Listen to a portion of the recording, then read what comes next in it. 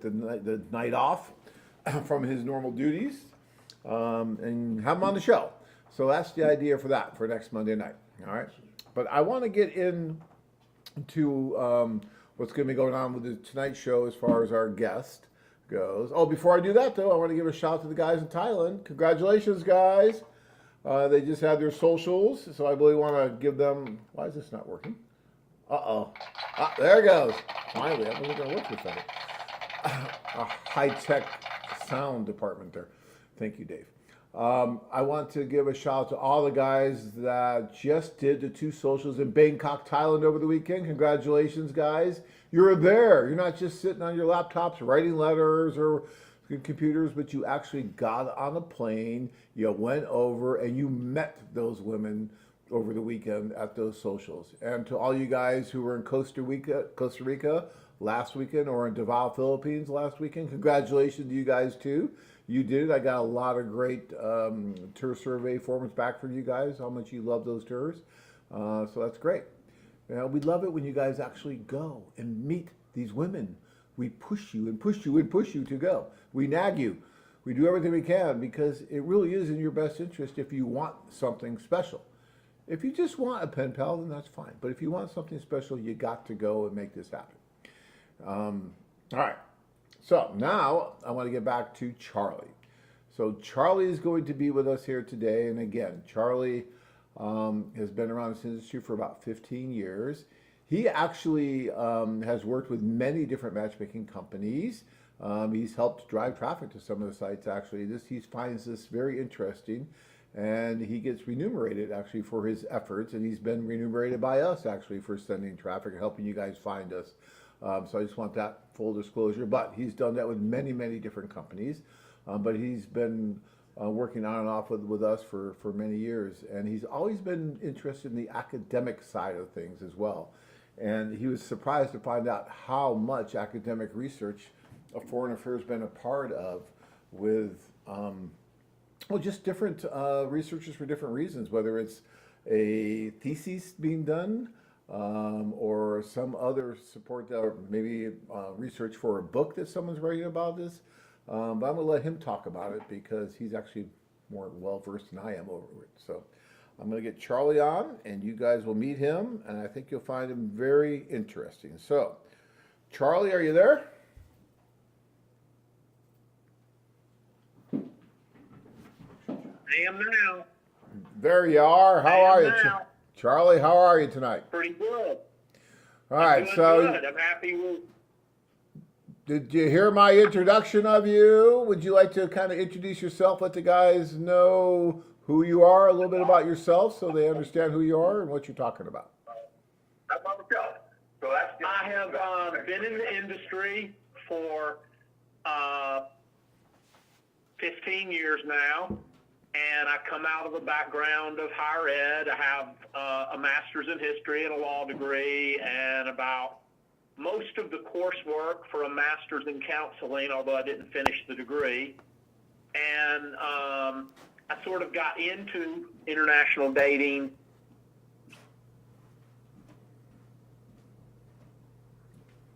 Charlie, what happened to you? Someone put something on my desk and you went away. Kevin, did that have something to do with that? We lost Charlie.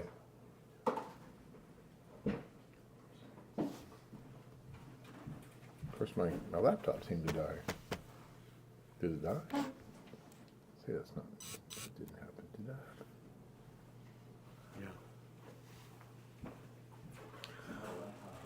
All right, guys, we have a little bit of a technical issue, so we're going to wait about 5 minutes for them to fix this technical issue. Charlie, if you can hear me, we will be back on in just a few minutes here. Not sure exactly what happened there, but we're working on getting something. When you did put that there, it just killed everything.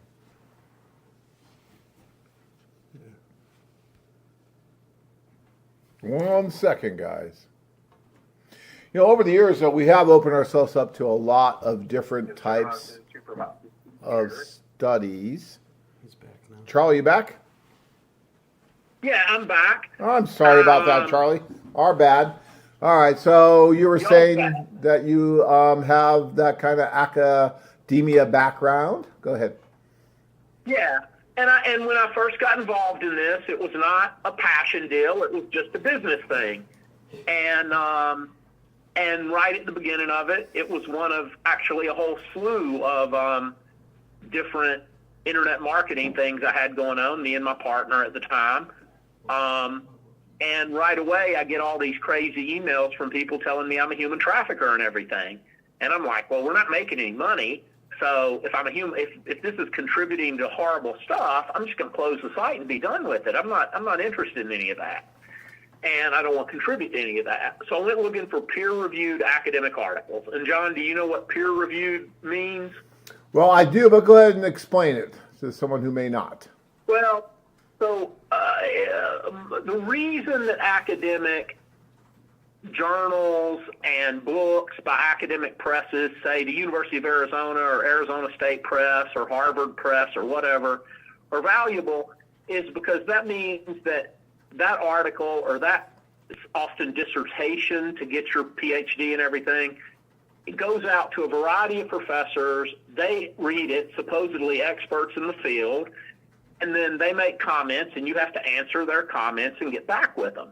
Well, so that means that academic research isn't perfect, but there really is a filtering effort that's pretty good. And I expected that I would find sort of negative stuff, but I really, from the very beginning, I found very positive stuff. And that was like my real big shock was that there was so much positive stuff right away,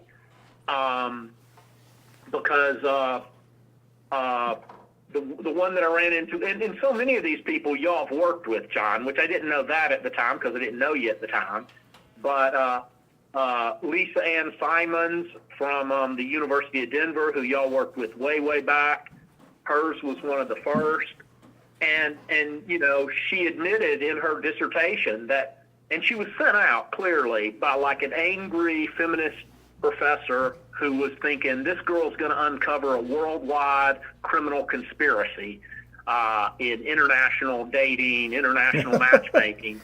Yeah. And she ended up writing, my preconceived notions shaped by the media and the women's advocacy community were wrong. Okay? And her dissertation was super important. And then there was also a woman who teaches it, or she may be retired now, but who taught at Pitt, and Nicole Constable, and she was very positive, and she was much older. And in those days, in the 2000s, the early 2000s especially, they took a lot of heat for this because the people believed, the professors just sort of believed. You know, the term that was widely used was mail-order bride, which had a long history in America that had not been negative or anything. No, everybody knew you didn't buy a bride, and there's a lot of stories about women getting off the train in Des Moines or Durango or wherever and deciding, yeah, this ain't going to work, and getting back on the train. But anyways, they muddied that term up so bad that it became a negative, and everybody believed it was a negative. But then when they went out looking, it was clear. And I've got paper after paper after paper that I've turned up over the years.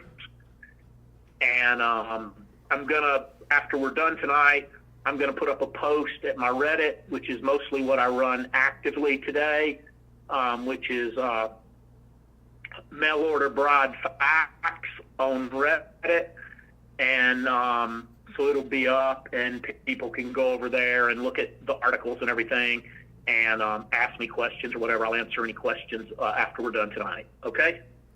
Yeah, you know, Charlie is a great resource, and you know, although he's worked with us, and although we have compensated him for sending traffic, as we do anybody who wants to help send traffic and help get you guys involved in this, he's also been very objective over the years because he's worked with others as well, but he's kind of stayed with us, I think, the longest. And why do you think that is, Charlie? I mean, if you had to do a quick comparison or compare and contrast objectively as possible.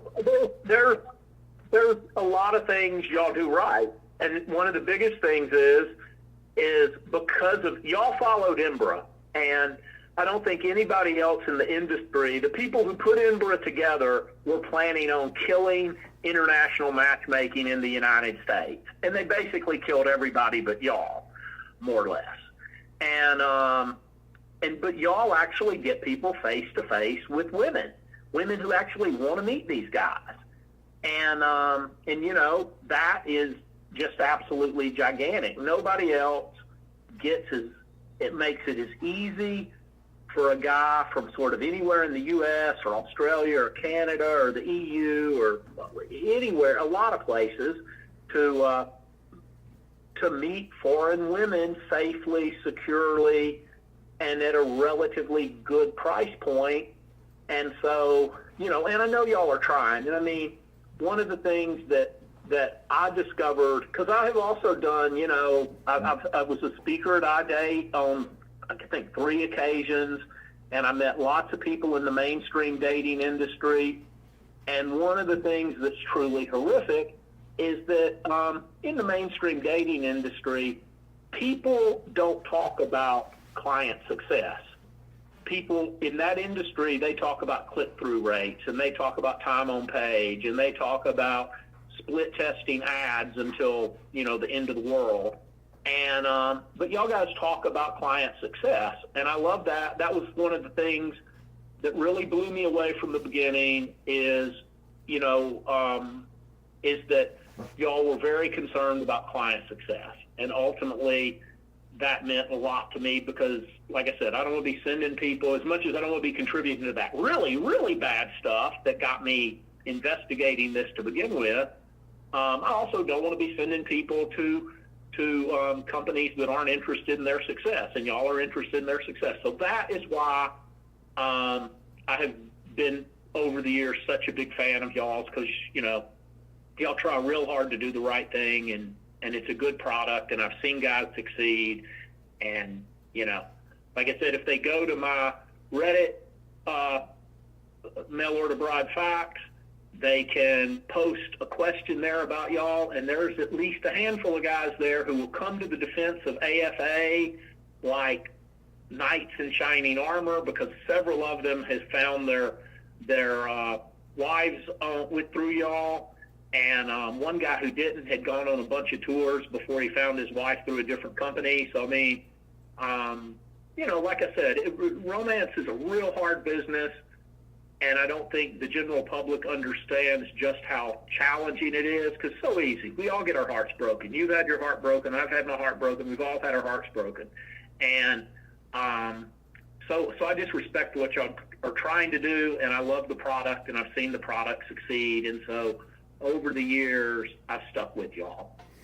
Yeah, and I appreciate that, Charlie. And I think you've always have been, as objective as possible. And if you see something, you've told us, hey, you could do this better or that better. And we appreciate that as well. And the other thing that's really important, I think, with us compared to other companies is that we try to be as transparent as possible, which is why we've given access to people like Lisa or Julia or others who, have contacted us and say, hey, we want to do research on this. We want to really understand what makes the women and the men tick. And not just with the academic side of it, but also the media side, like with the one they did, oh my gosh, Our America with, what's her name? Who am I thinking of? Kirk Our America and Baron Key. Lisa Lang. Yeah, that one and others that were kind of Nightline.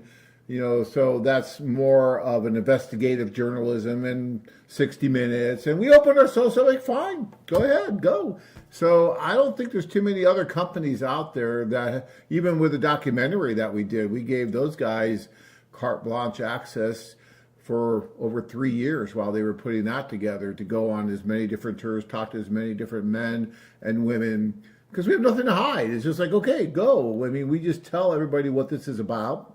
Of course, there's going to be good, bad, and ugly. If you were a journalist and all you want to find or report on was something negative, you would find it probably, because there's going to be good, bad, and ugly on the tours, because you're dealing with human nature, with dates, with people that might lie about their age or this or that. I mean, it's just going to happen. But I think the litmus test really is how the company deals with those things and how they interact with the men and the women and trying to keep everybody going down the path that supposedly most of the men and women want to go down. And so that to me separates us from most others out there that wouldn't be quite as open, especially to these academia that we have been. And I think it's fascinating to have them go and see what kind of story they're going to write, what kind of thesis they're going to write. Is their hypothesis correct, right? I mean, it's really cool to see that. Yeah, I think that's, to me, that's one of the things that's fascinating. And like I said, one of the things that I've gotten on y'all about is not keeping enough records on all that, because there are professors who I know have done stuff with y'all, and I can't find all their stuff. And I've had it before; it's passed through my fingers, and I'm like, I know I read that. You know, Charlie, over 30 years, things do get lost. I mean, there's been so many stories done about us with the media, with the academia, with all kinds of different entities, and you think we would have done a better job of cataloging that and documenting it and, for lack of a better word, bragging about it, but we haven't. So that's something that we need to do, to get a page up with all of that, because it is really cool. And you know, it's like Lisa's from the University of Denver. I think her thesis was titled Marriage, Migration, and Markets.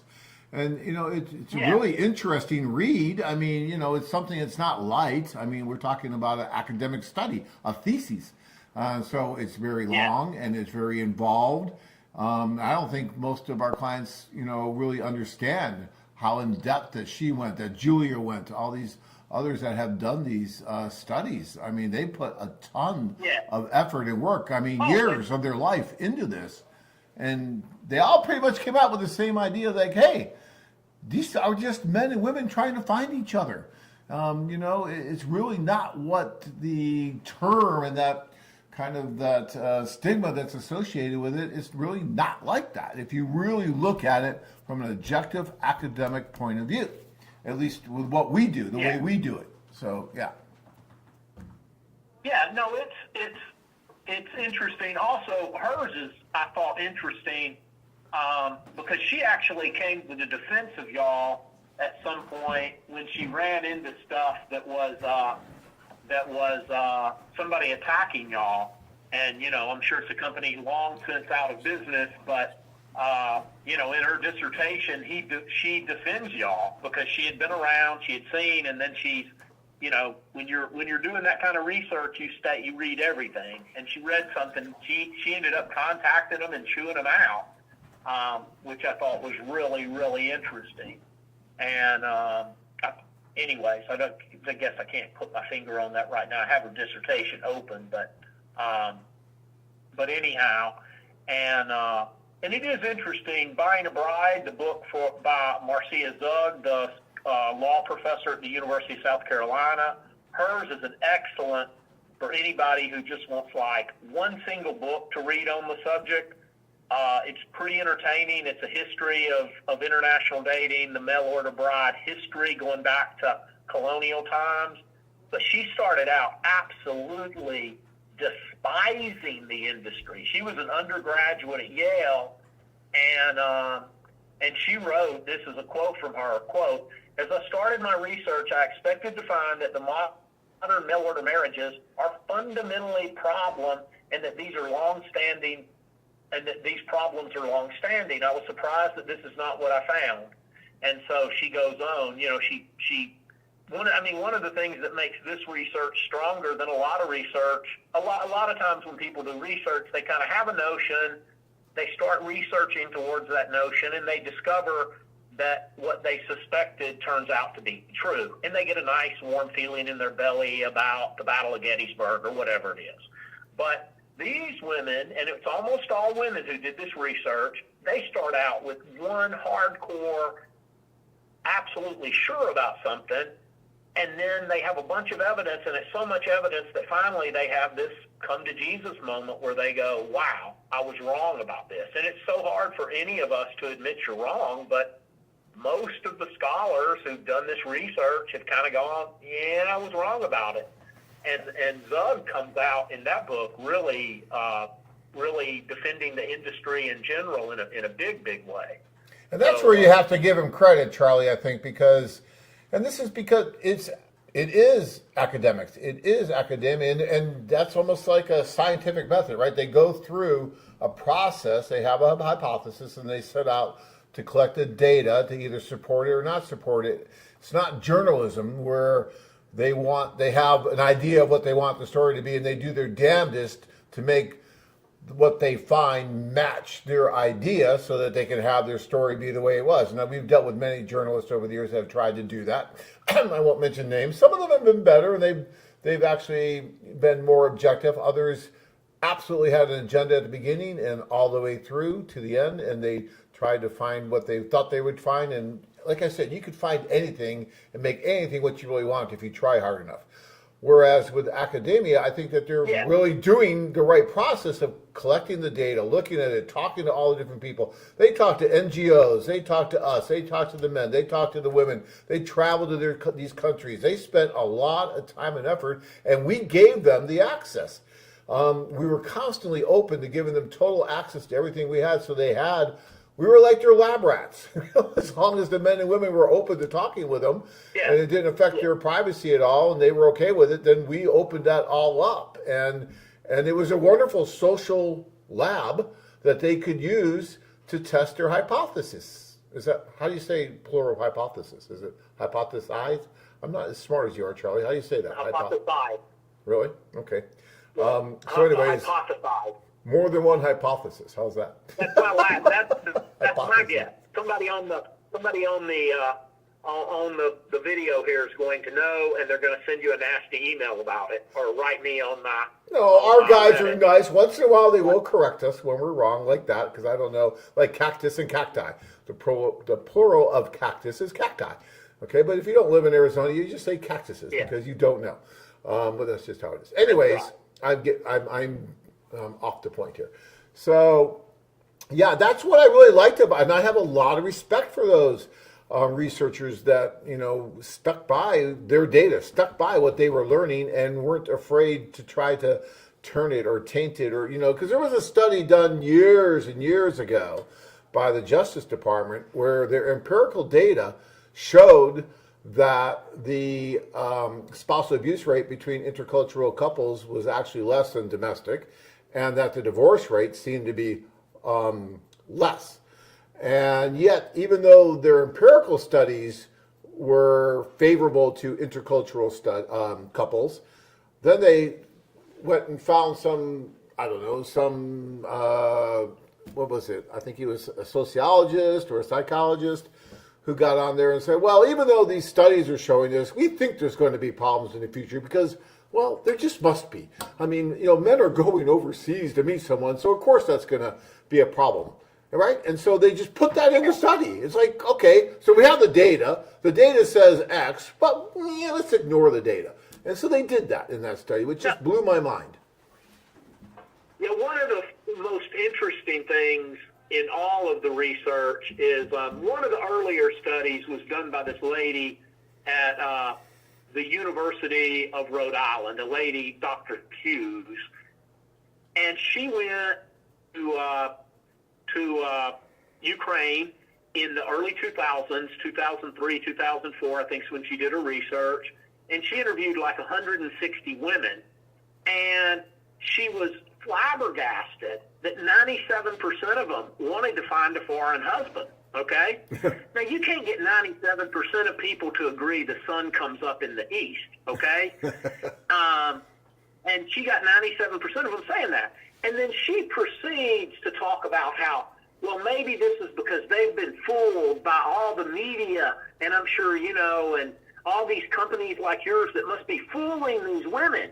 Instead of thinking, you know what, by 2003 or 2004, this phenomenon of international matchmaking had been going on heavy duty in Ukraine and Russia for almost a decade.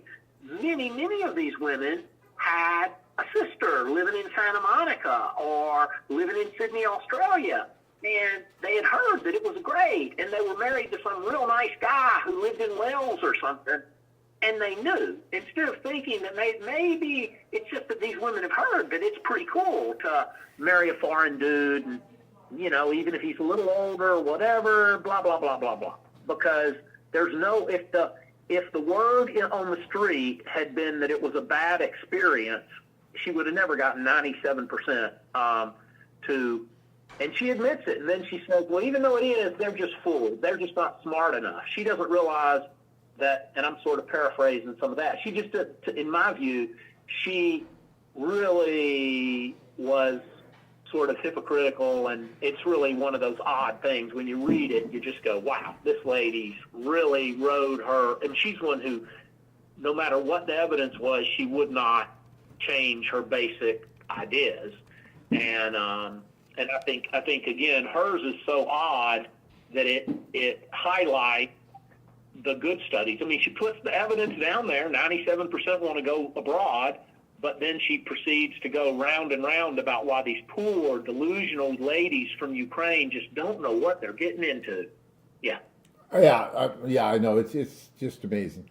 But for the most part, I think that the academic researchers have done a great job. I mean, they did their job. They went, they did their, and part of what enabled them to do their job was being able to go to our socials, or being able to go to our offices, being able to have access to the women, to talk with them, to the men, all that. That really, I think, helped them to get a better idea of what was going on, which is exactly why we were more than happy to give them carte blanche, to give them access, because we want to shed light about what's going on here. And you know, of course, not everybody's going to have the same answers. Not everyone's going to be on the same page.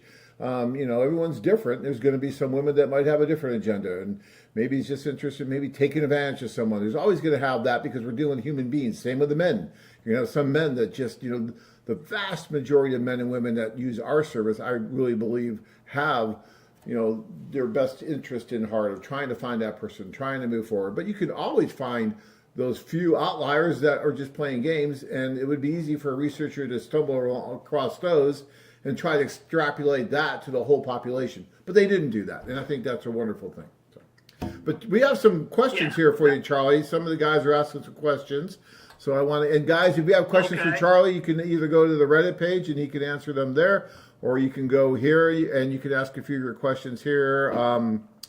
Let me see here if I can pick out. We got a bunch of questions. I'm going to try to get all your questions before I leave. I may have to go fast, but I'm trying to get to the ones for Charlie here. Like Matt wants to know, where did Charlie see men find the most success? Well, the research says the Philippines. I know that. I mean, what do you say, John?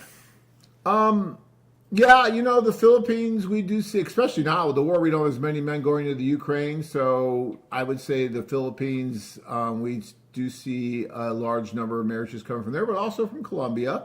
And also, if per capita, you know, Peru is right up there. You'd be surprised. We don't get as many guys going to Peru, but we do get a lot of marriages from the guys that actually go there.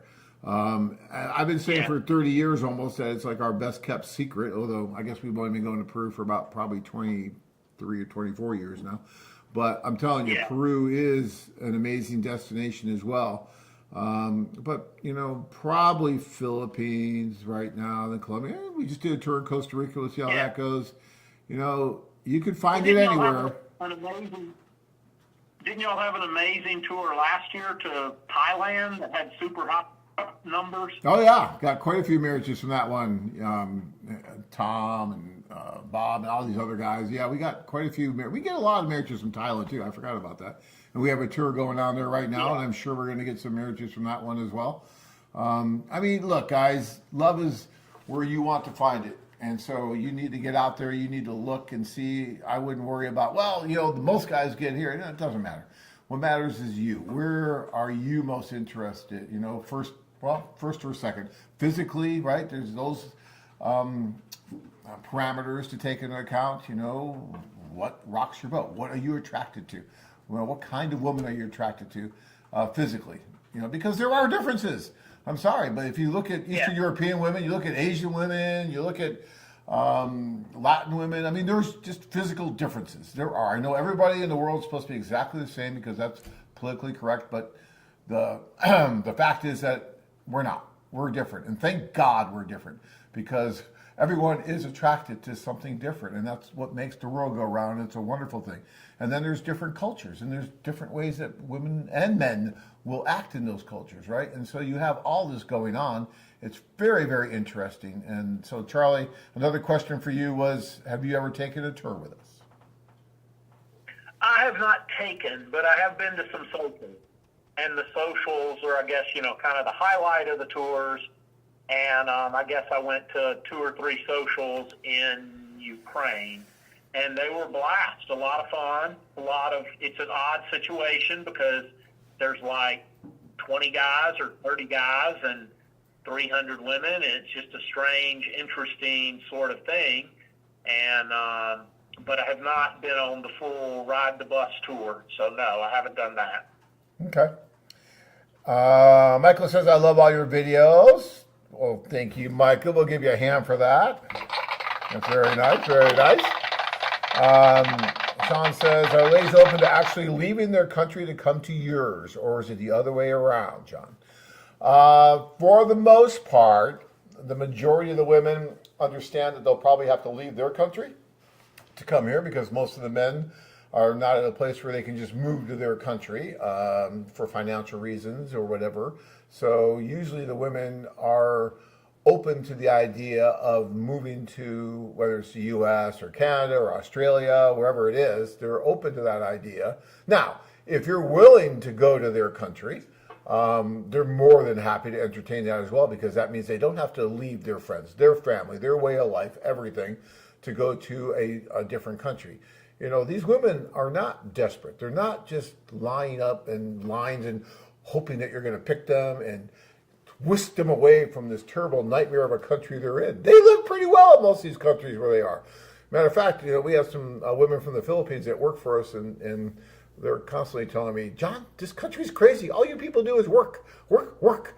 In the Philippines, we take a break here, we do a break here. Actually, I was just in Europe recently, and between 1 and 4, everybody closes everything. They go home, they have a little food, they take a nap, and then they come back to work.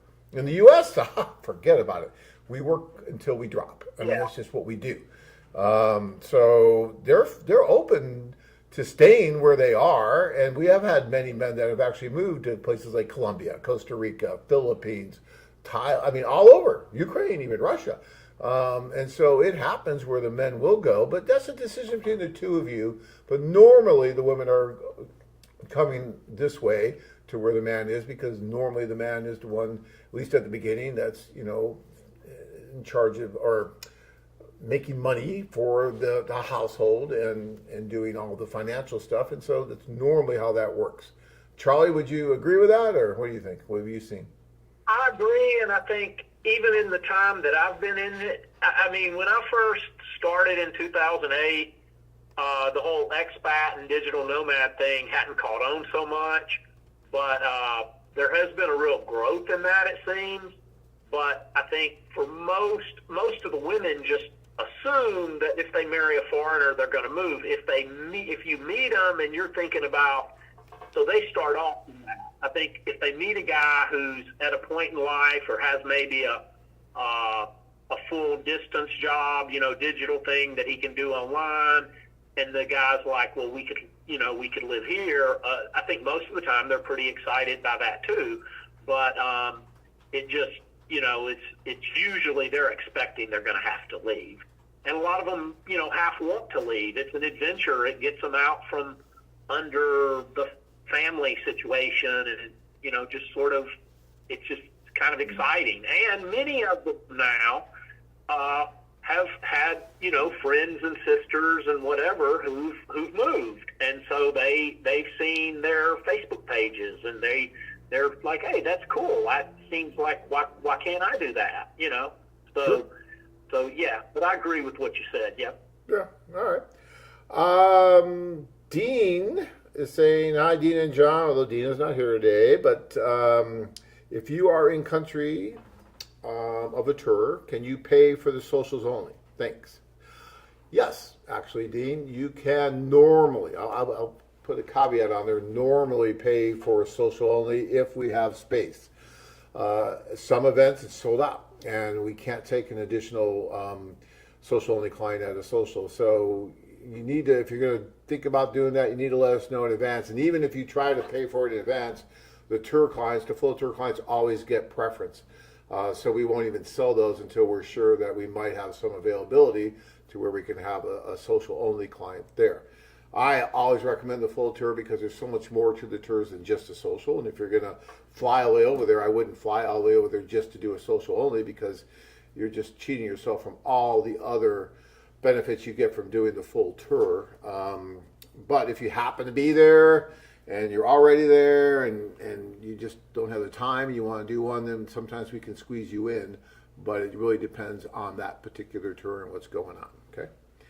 And Steve says, I'm torn between Medellin and Costa Rica. I was wondering, as it's my first time going to either one, is there a lot of difference between the two, or is it comparing apples to oranges in certain regards? I'm from Michigan, by the way, about an hour and a half west of the Canadian border. All right, well, not too far from Canada. So, Steve, I would tell you that it is kind of apples and oranges. I mean, it's totally two different countries. You got Colombia, Costa Rica, and look, whenever someone asks me where they should go for a tour, I tell them to look at the profiles as much as possible. Try to find the majority of profiles that you really think that you're interested in, regardless of the country they're coming from. Then start looking at the country and see where those women are coming from, and then try to make your decision based on where you think you're going to find the most women that you might be interested in. Because not only at these socials do we invite the women that you think you might be interested in to attend the socials. We can't say they're going to come, but we do our best to get them there for you. And if they don't come to the social, then we do our best to do one-on-one introductions for you.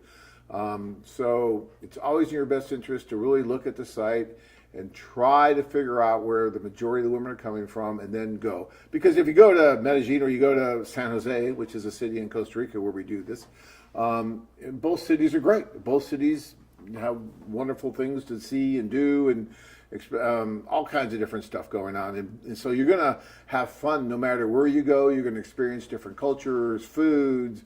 The staff's going to be amazing to you no matter where you go, because they are part of our organization, and they're going to treat you the way that we always treat. So it doesn't matter where you go. What matters is who you're meeting. And so that's what's most important. So don't worry too much about, whether it's Medellin or Costa Rica. And look, if you go to one and you don't find the love of your life, then guess what? Then you get to go to the other one. And sometimes that's a good thing. The biggest complaint I ever had, Charlie, was a guy that came up to me and said, John, my biggest complaint about this tour is that it worked, and I can't do it again. Yeah. Because they are fun, aren't they? That was one of the things. When I say I haven't been on a tour, at one of the tours, I stayed in the hotel with the guys in Odessa for like 4 days before they went on, and I went somewhere else. And it was interesting because I don't know what y'all's percentage of repeat tours were, but there were some guys who were just dreading that they were going to find the girl because they had been on 4 or 5 tours. There were 2 of them actually there. And then I had a guy on my Reddit page who said he had been on 7 tours, and then he found a woman with a different agency, but I couldn't. But he was a big fan of y'all's, and he had nothing bad at all to say. And it had taken 7 tours, which is just. Well, I mean, that's somewhat of a testament. We've had a lot of guys that have taken multiple tours with us because, this is also a social thing. I've been saying that for years, right? You may not end up getting married, but you will unless you get in your own way, and some guys manage to get in their own way, but if you stay out of your own way, you will have a very enjoyable experience. And, if you listen to what our staff says and you start meeting all these wonderful women, you're going out on dates and you're just experiencing all this new stuff, it's kind of hard not to have fun and have a good time. And then if you can relax enough, sometimes, yes, you will find the woman who's absolutely right for you. But if you don't, it's still well worth the price of admission and more because of everything that you're going to experience, from making friends with some of the women or some of the guys on the tour or with our staff, from experiencing a different culture, the food, the people, just sites, everything. And so I've had guys that have gone to one destination, then they go to another, and they tell me, hey, I would have never had the courage to go to Bangkok, Thailand by myself and go around and meet all these people and do the things I'm doing if it wasn't for a foreign affair who has everything set up. And I just have to come here and everything's in place for me to socialize and do all these things I'm doing. But I would have never done this on my own. And so that's why they feel comfortable. It's kind of like you going to McDonald's. You go to McDonald's in the United States, you see one in, I don't know, Germany, you're going to walk into it because you know what to expect. You know it's going to be pretty much the same. Good, bad, or ugly. I don't care what your views are at McDonald's, but it's going to be the same, whatever it is, normally. And that's kind of how our office is. If you go to Thailand or if you go to Colombia or if you go to the Ukraine, it's going to be pretty much the same. Well, Ukraine's a little bit different now because there's a war there, unfortunately. But if there wasn't a war, then yeah, and even with the war, you can still go into our office in Odessa or in Kyiv, and they will try and help you and do their best if they're not in a bomb shelter to introduce you to someone, which we do have guys going there, by the way. And I know, Charlie, you've been getting a lot of guys asking about when we're going to have something in Europe, and there's a question here from Ethan. When can we expect some alternative tour with Ukrainian women? I've been waiting a long time. I know you've been waiting a long time, Ethan. I've been waiting a long time. We've all been waiting a long time. And we are trying. I get a lot of DMs on Reddit who pester me about this issue, and I've been pestering you, right, John? When are you going to do it? When are you going to do it? Well, look, we can't just take a tour into the Ukraine right now because there is a war going on. It's just not responsible from different ways. But I would not want to be responsible for taking a tour to Kiev myself. But right. I have guys bugging me, well, why can't they do something in Moldova or Poland or Slovakia or whatever, Romania? Yeah, because you said it a little while ago, Charlie, it's a very difficult business, what we do. You know, you see these videos, you see everybody come. This just doesn't happen overnight. You know, this takes a lot of planning. Yeah. Sometimes years in a city, like in Thailand or some of the cities that we go to before we're ever ready to do a tour. In Mexico City, it took us years before we could even start doing what we do in Mexico City. It's not like, just do it here. We'll just move. No. Now, granted, a lot of the women from the Ukraine have gone to other countries, and that's great. The problem is that when they go to another country, it's not just one city, one area. They're all over the country, right? Or countries, whether it's Germany or Poland or Moldova or Italy or France or wherever, United States, they're all over. So you don't have quite the density that we used to have where you can just go and you can meet so many different people at once so easily. So we're working on it, and there might be something that we're contemplating in Western Europe towards the end of the summer, and we're working on it. So over the next few weeks, if everything looks good, then we'll start making announcements about that. So keep looking, guys, and it's going to be very limited. I would imagine not more than 10 guys. It'll be on a first come, first served basis.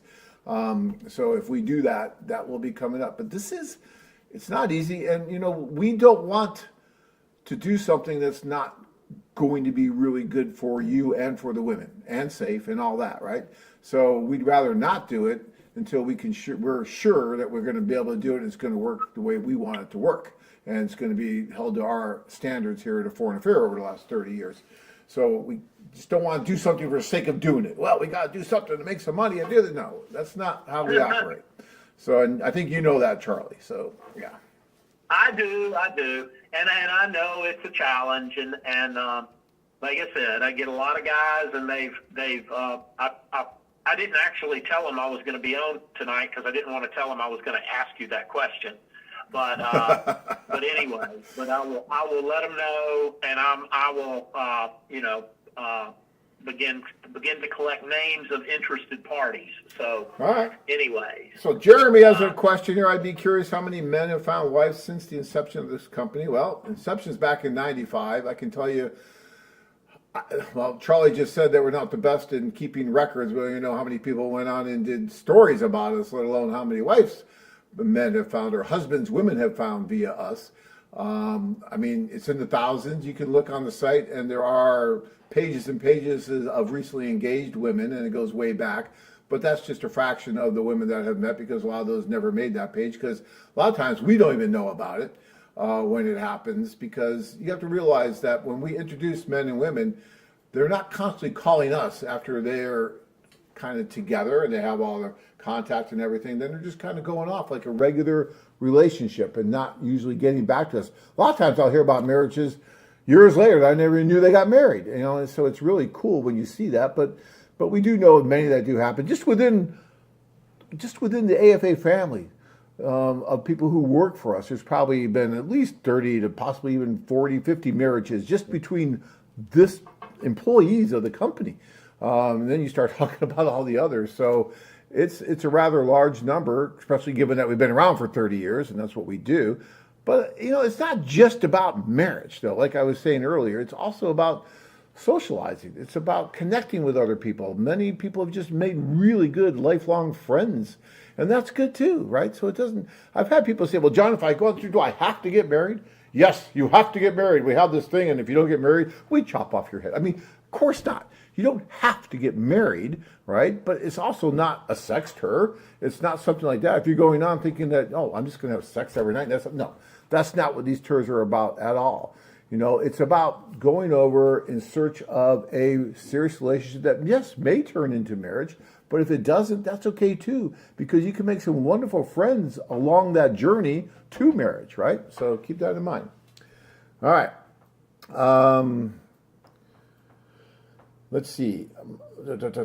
Charlie, we got to get through some of these questions here, so bear with me. I'll let you answer the ones you can answer. I'm trying to let you go. I love your input. I love having Charlie. Charlie's just so easy to talk to. You should have been like a radio host, Charlie, either on sports or on something because you just have that voice that's just meant for radio. You just got this, I don't know, something about you. So that's why. A face meant for radio. Thank you. I said voice. I didn't say anything about the face.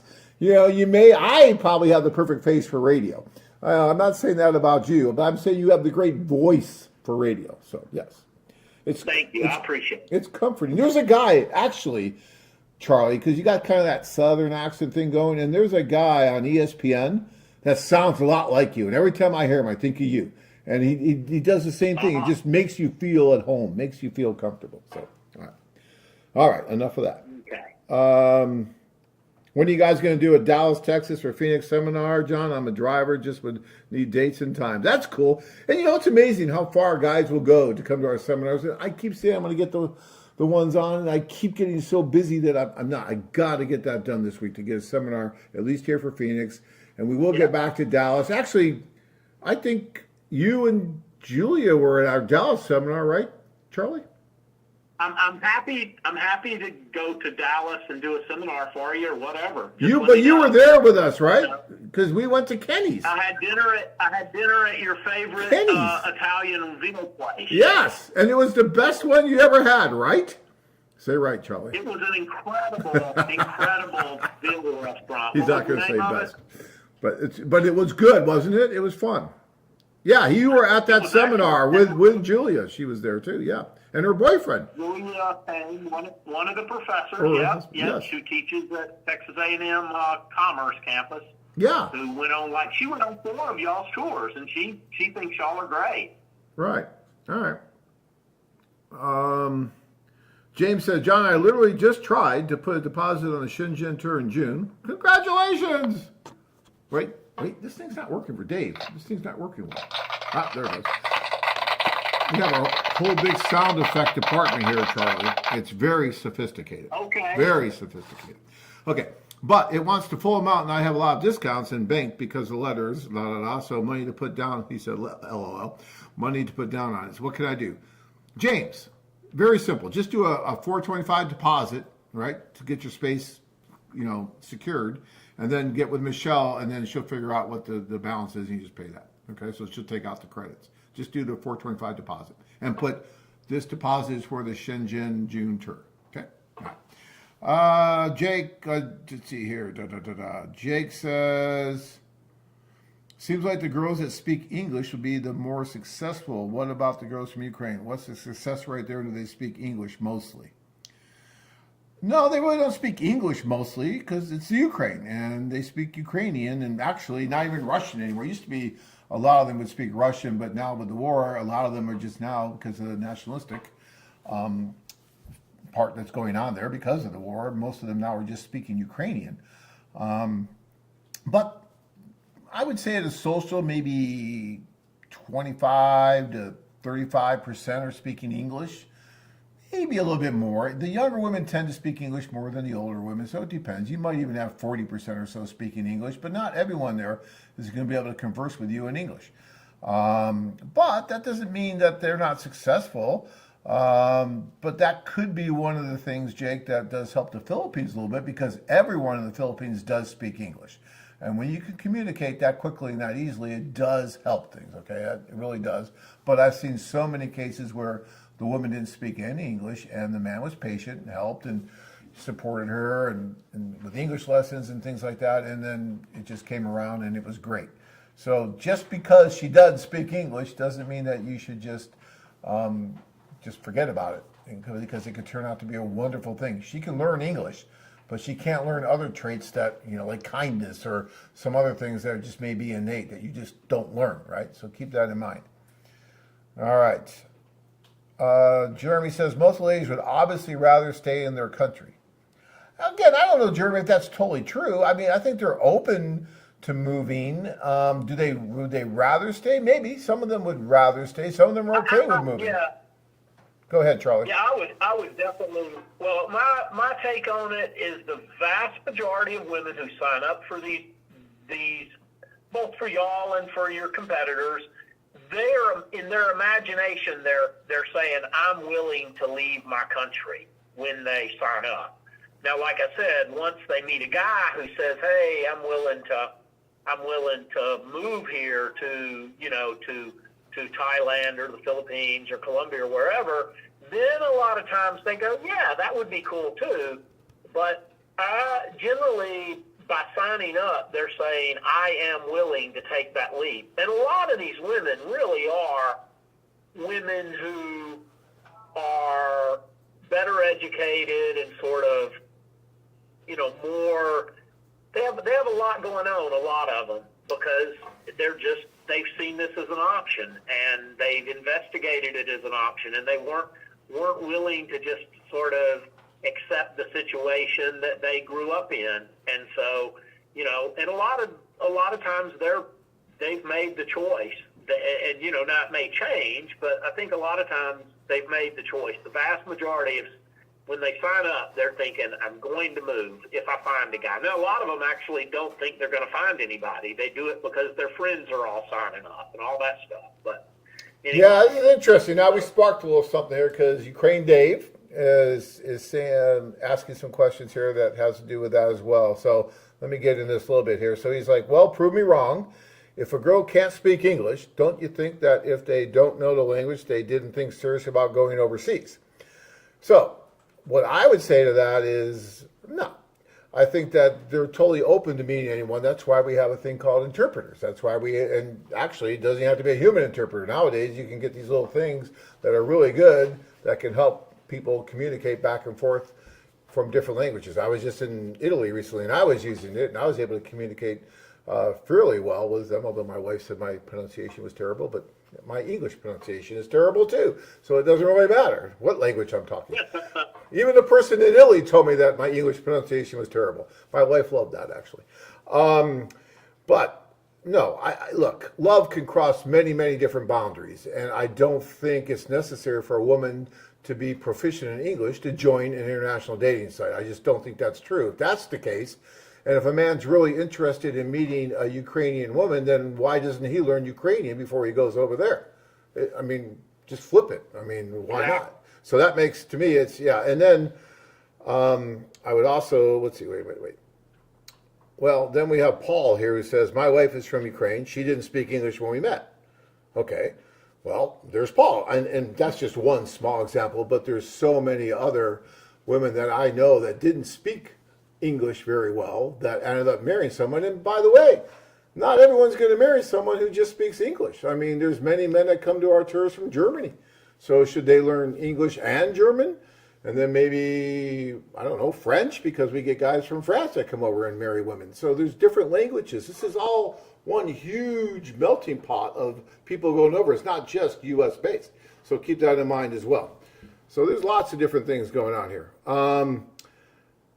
But by the way, Paul, congratulations. You married someone that didn't speak English, and now you're together. My wife actually got this thing. Wow.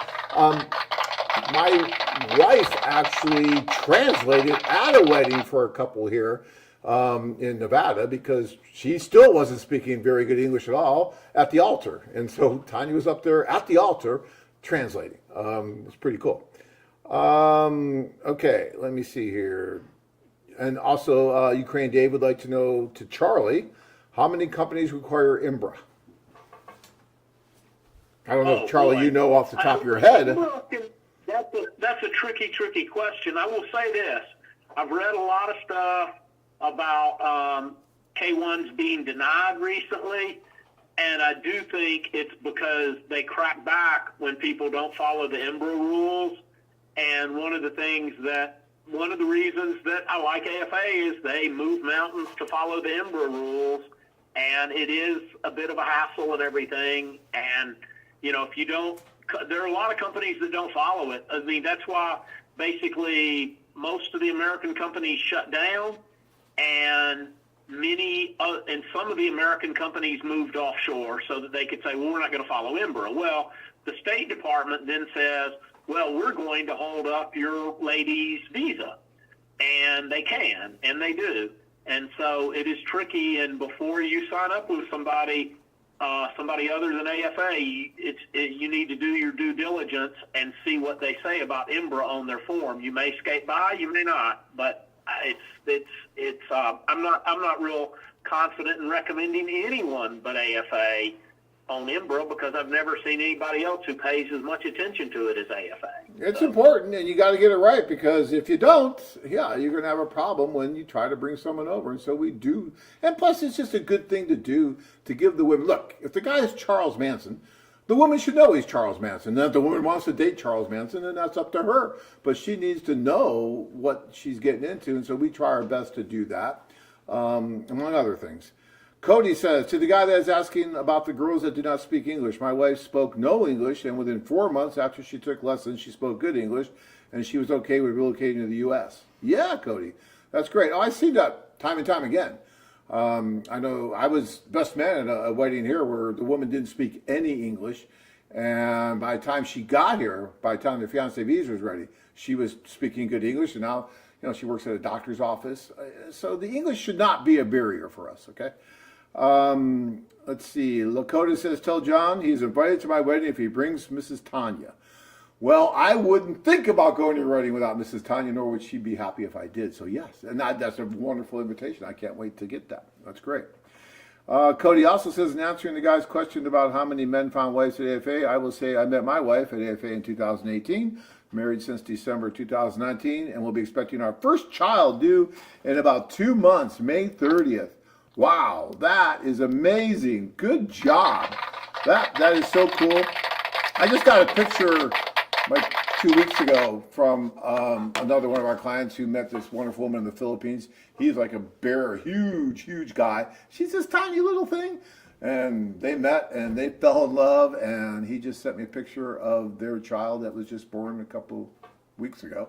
And it's amazing. It's wonderful to get those. I mean, it's just, you think about that like, wow, look what happened here. So cool. All right, we got to get through some of these questions. Oh my gosh, it's already past our time, Charlie. Can you stay on a little bit longer, Charlie? Oh, I can. I'm here to answer questions. All right, yeah, no problem. I'm going to get yelled at by the union people. They don't like when I go over, and then I get these nasty letters, and then I get in trouble. That's why they don't let me do the show by myself anymore, because I got in trouble for going too long. But I like going long because it's fun, but then they get mad at me over there. So I'm going to try and go quicker here. So I'm going to go through these questions fast so we don't get too much trouble from the people. I'll get Jimmy Hoffa over here pretty soon.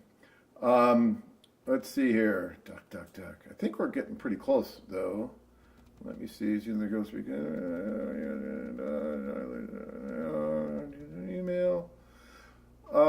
John, how do I kind of email? I see emails. I think your response. Well, usually you can give me a john@lovememail.com. That's pretty easy, and I try to respond to all my emails. Sometimes if I respond, you might not get it, but if you can't, just call. They can find me here, and I'll talk to you if you can't. Jeremy says, I'm going to Turkey at the end of May. May go over to Odessa for a week or two, being so close, or fly her to Turkey. Cool, Jeremy. That's great. And if you go to Odessa, I mean, the women, that really kind of raises, I don't know, your stock a little bit because, oh, he's coming here and there's all this stuff going on. I mean, look, it's a personal decision that you have to make. Obviously, there's risk associated with it. You're going into a war zone, an active war zone. But there are millions of people living there every day and going about their lives. But anything can happen. So you do have to, think about that and weigh, your decision carefully before you go. But if you do decide to go, we will do our best to help you. But it's totally up to you whether you want to do that or not. And Jeremy also said, my best advice is study the culture of the region you wish to visit and learn something about their culture, which I totally agree with you. That's really cool. Ukraine Dave says, there are some Ukrainian ladies who don't bother with learning English because they really want the man to relocate to their country. Then learning English wasn't really at the top of their list. Yeah, maybe. I guess that's possible. But you know what, Dave? I'll tell you. If you go over and she's there and that arrow hits her and you at the same time and that spark flies, she'll go to the freaking moon with you, okay? It doesn't matter what language, what location, what anything. They'll just go. When I saw Tanya, it was amazing. And that was 27 years ago. My God, I'm getting old. Look at this gray hair. But when I met her, it was like a spark, like more than a spark, like a thunderbolt. And it was like, boom. And, when she came over here, it wasn't for some trial. She came with like 5 huge boxes and she was bringing china and this and that.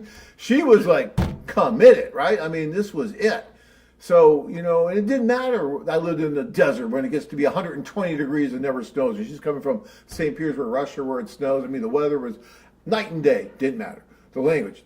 She did speak English, so I'll give her that. She was able to come here and that wasn't a problem. But she did have to adjust. She had to, change the way she dressed. Because, if you were in Russia way back then, we won't go into the whole clothing. I don't have time to go into that. But she had to change a lot of things. But she did it because we fell in love. And that's what you do. And so, maybe the guy will move there if he can do that. And that's great too. But one way or another, if love is there, you're going to find a way to make that happen. And the women are usually more than happy to do that. And that's what you want. You want it to be organic like that. All right. Talk. I'm almost done here, I think. I'd like to try to answer everyone's question if I can, so I'm pretty sure I got all you guys here. If I didn't, I'm sorry. Just email me or call us tomorrow and I can help you guys. Charlie, it's been so nice having you on. I think I want to try to have you on again more often too because you're a wealth of information. And, you've seen so much with other companies. You've had contact with other companies, which we haven't had. We kind of stay in our own lane, right? We just try to do what you'll never see us talking about any other company or people. We just don't do that. We never have in 30 years and we never will because we're dedicated to what we do. And we really aren't too worried about what anybody else is doing. We're going to do what we do and we'll always have our detractors and, it's this or it's that. That's just part of business, I guess, in any business. But we're big on just staying in our own lane. But, and I would never want you to come on and talk about anybody else because I just don't think that's right to do. But, you do have experience with others, right? So in generic terms, you can kind of compare and contrast. You can kind of talk a little bit about things. And that's cool because you have that experience. And quite literally, I don't. I've just been so busy about what we do and building what we do. So, I think I've met, at one time I represented, me and my partner, we represented 20 companies or something. And maybe a few more, maybe a few less. And I dealt with a lot of those people and dealt with a lot of those companies and met a lot of people when I spoke at iDate. And like I said, I've really, have very, like I said, that there are a lot of people who try, especially at some of the smaller companies that are really, there's a lot of differentiations, but like I said, nobody has the reach y'all have. Nobody has, y'all are just, it's a great service. And I'm about as on board as I could possibly be. And sometimes people accuse me of being too on board, but whatever. It is what it is. I stand by it.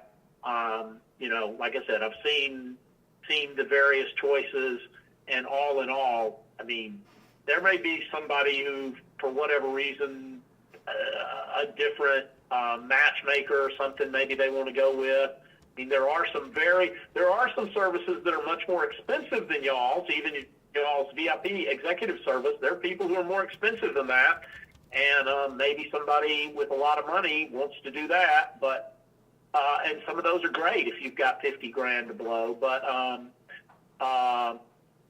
having said that, like I said, y'all are my favorite, and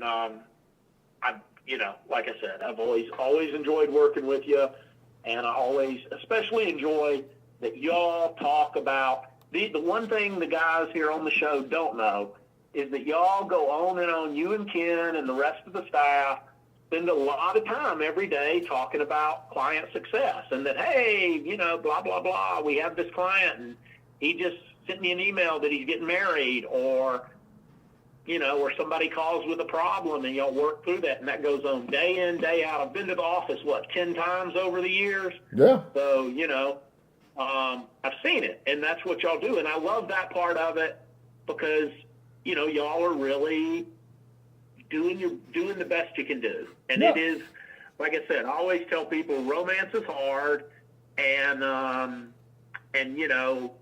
that people have to understand there are no promises. I tell people all the time, I'm just on Reddit, just sort of giving advice.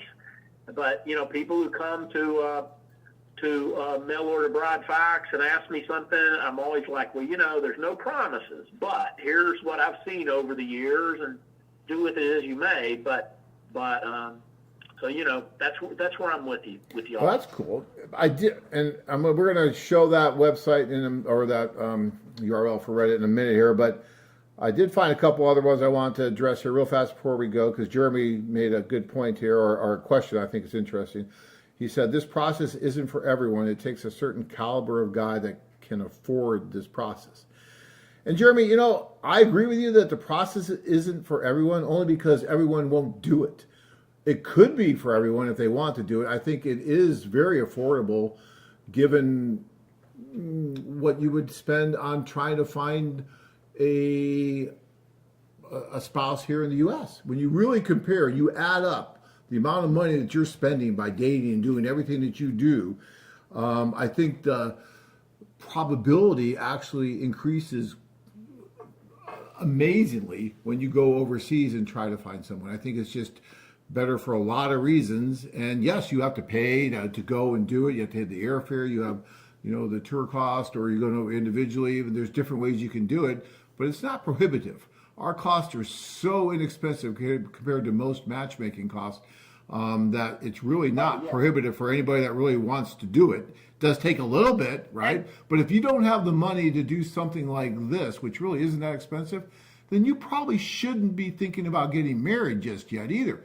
Because when you get married, you want to be, somewhat financially secure. When I say financially secure, I don't mean rich by any means, but I mean just being able to afford maybe a trip like this that might cost you $3,000 or $4,000, $5,000.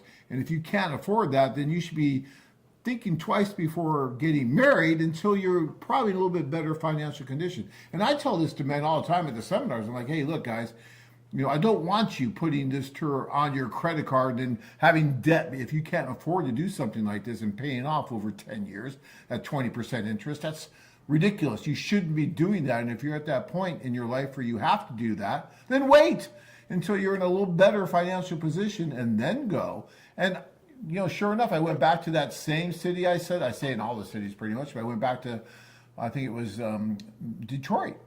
And the man came up to me, and this was like 3 years later. He's like, John, I was at the last seminar. I heard you say that, if you're not quite ready financially. I wasn't. I just went through this or that, and now I am. And now I'm signing up for the tour, and I feel so much better because now I feel more able to get married and everything. So it can be for anybody. You can make this work. It's really not that expensive of a process, Jeremy. And go ahead. And John, I just wanted to say, I guess I've done at least one other seminar I did with you in Los Angeles, and I can't get over guys can talk themselves out of this over and over. I believe it was in L.A. I know it was in L.A. actually, where the guy came up to us, and you knew who he was because he had been to like 15 seminars. Oh yeah, the guy had been I know who you're talking about. signed up.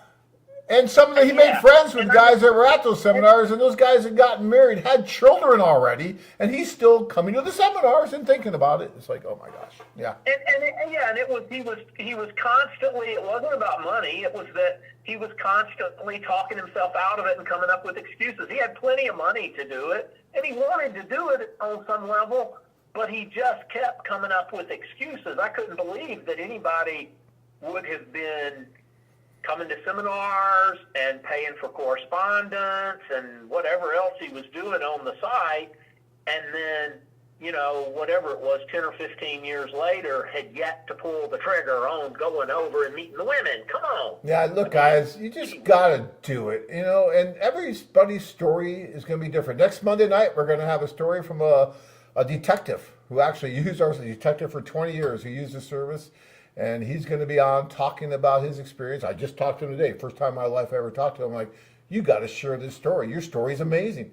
And he's going to share it next Monday night. But he went. And his story is different than your story will be, or my story was, or Charlie's story will be, or whoever's story. Everyone will have a different story, but your story will never even get started if you don't get on a plane and go over and make something happen. So you got to do that. All right, we're way over time. I'm in so much trouble. I don't even know if I'll be back next week. I don't know if they'll let me on. It's bad, Charlie. It's bad. But we're going to go. Charlie, can we put Charlie's Reddit deal up there so guys can figure out where, if they want to go ask him some more questions, they can do that. I appreciate that. There it is. Charlie, you want to say that one more time, and any parting words you'd like to say real quick? It's just mail order broad facts at Reddit, and like I said, you make a post and ask your question, and I will try to answer it. And then, like I said, the community there is really good, and quite a few guys have used AFA in the past, and guys have used other services in the past too. I mean, if you've got some questions, post them up. They're people who've used a lot of different things, and they're willing to, you'll hear different opinions and stuff, and you can dig back down through the history and see different questions answered. So it's a great resource, and I am an AFA fan, but like I said, you can read and see a lot of detail if you want to do some research, but don't use that research as an excuse not to go. Okay, so there we are. All right, Charlie. Well, I want to thank you so much for being on the show. Really appreciate it. We're gonna have you back. Just because I like your voice. Something about that voice. It's just, I'm telling Charlie, look into radio. You do great on radio. Guys, I want to thank all of you for being with us tonight. Love the opportunity to come in and share ideas with you and go back and forth with you guys. I love that. I love a little good debate here and there too. It's wonderful. I mean, there's no right or wrong answers. It's just what we do. We've been doing it for 30 years. It's wonderful. It's good, bad, and ugly. This is what we do. Love. It's meant to be an adventure. It is an adventure. So hopefully you guys will pull the trigger, get on one of these tours, go over, and make something happen. Just something. Even if you have great experiences with the food, whatever it is, just get yourselves out there, make it happen, and you'll love it. And it'll open your eyes to so many more opportunities, even if this isn't, the one where you meet your woman of your dreams. It just changes your mindset. That's all I can say. All right?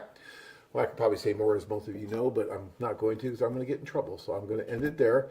And we'll be back next Monday night with a special guest again who met his special someone and wants to share that story with you all. So he'll be on next week. And maybe Joe will be here as well, since Joe's also with the police. And we can have a full police thing going on next week. It'll be fun. All right, guys, till next week, have a wonderful, wonderful rest of the week. Take care.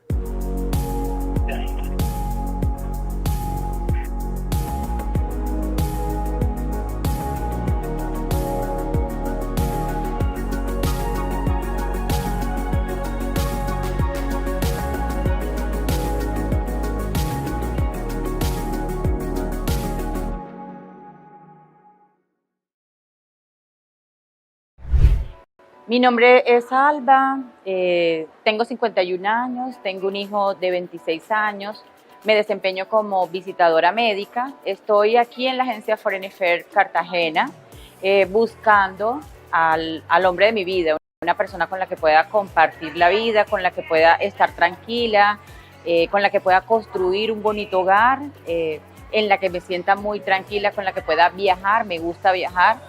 Por el trabajo viajo, pero además me gusta viajar, con la que pueda salir a comer, cenar en la noche, tomarme un buen vino y bueno, con la que pueda construir una buena familia. Eso estoy buscando. Escríbeme, quiero conocerte, estoy esperando por ti.